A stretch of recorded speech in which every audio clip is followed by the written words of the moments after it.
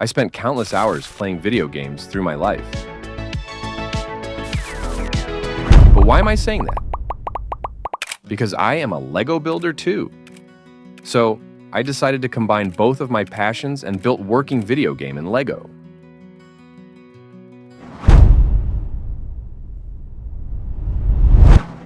Everything started on October 2nd, where the idea of making a Lego video game came to my mind.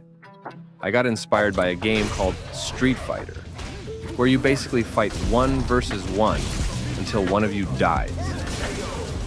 So I had to plan everything. The look wasn't even that hard to design. I wanted to build an old TV with 2 fighters in it, but the mechanism is another part of a story. After a while, I came up with this one. Characters will have an arm attached to a stick that will move the arm whenever you rotate it. The movement should be easier, I hope. I'm going to attach sticks to the character's feet and build sliding part, so it can slide smoothly without any complications. That's the plan for now, so let's dive into it. First, I wanted to build the mechanism before designing everything, so I built this one.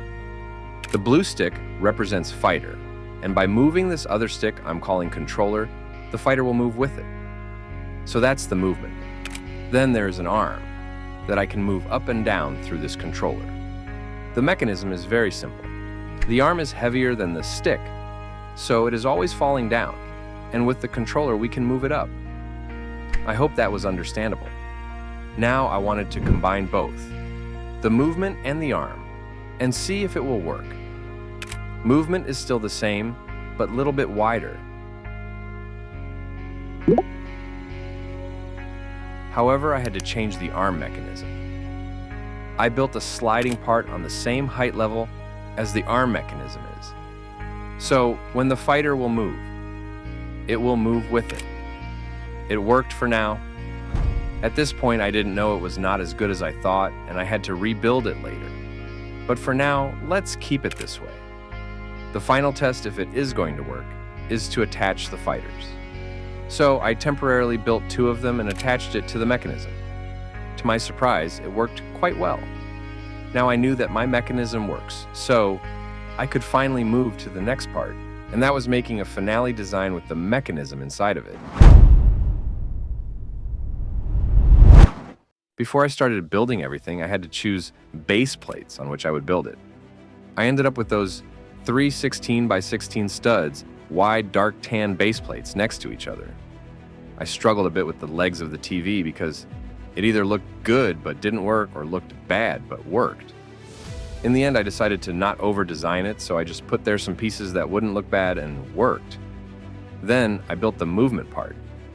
I wanted the TV to be brown, so I used a few brown pieces, and I'm going to use them a lot later too. I used dark gray pieces on the edge of the TV, on the side where the screen is going to be. So it is not all just one color. I added fighters, but not in their final form yet. Now, it was time to design a background on the TV screen. I got inspired by a few game backgrounds that I looked up, but I was really limited because I didn't have a lot of pieces left. So I had to improvise. I built a sakura tree on the left and lampion on the right. I still thought it was empty, so I added a bench to the bottom right. In the screen are those 2 holes, so the arm of the characters can be attached to the mechanism behind the TV. I also built sides of the TV, and on the top, I put TV antenna, on which I used really cool building technique. I basically merged these to pieces, and then connected them by using this piece.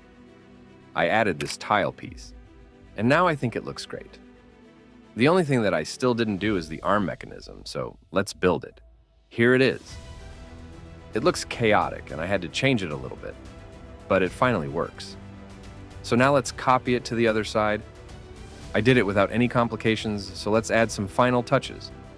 The sides don't look nice, so I built these to slopes, or I don't know how to call it, that I attached to the sides. It has tiny gap on the bottom, but I couldn't attach it differently, so it has to stay like that. The controllers weren't good looking either, so I built new ones and attached them to the TV. I also redesigned the characters just a little bit. It looks completed, but we can't forget on one thing, and that are weapons. So, I grabbed 4 identical weapons and put them on this gear for weapons that can slide inside the TV when you don't need it. And now I think we are finally finished.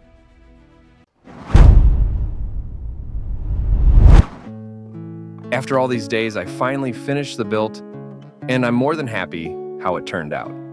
Write your opinion in the comments. I never tried to build a Lego MOC with such a mechanism, and I think I did a pretty good work. The look could be better, but I didn't have many pieces, so I think this is the best I could do. All the details, controllers, antenna, fighters, TV display, or just the sides, I absolutely love it. But not only the look is amazing, but even the mechanism works good as well. I can move with the character or attack with weapons that I choose.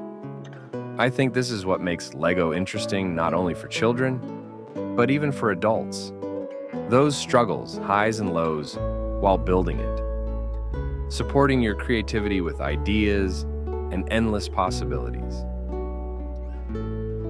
And at the end, it doesn't even matter what you build. But those are the moments that makes Lego magical.